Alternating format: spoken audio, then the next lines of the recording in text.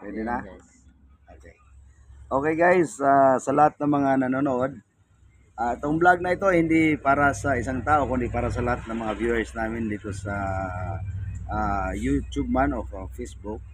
Ito ay para sa mga hindi pa nakakalam kung paano i-connection yung ating mga connection dito, no? Ito ang tawag nito ay yung dalawang battery.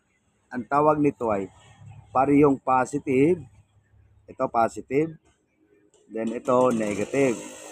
Ang tawag sa connection na ito sa mga hindi pa, yung mga iba kasi may alam na dito kasi ito ay parang basic lang, pero ito ay papalam ko sa mga baguhan yung hindi pa nila alam kung paano. Ito ang tinatawag na parallel connection.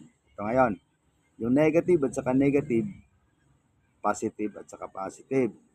Ngayon na pag-aralan natin kung paano i-connection yung tinatawag na series connection.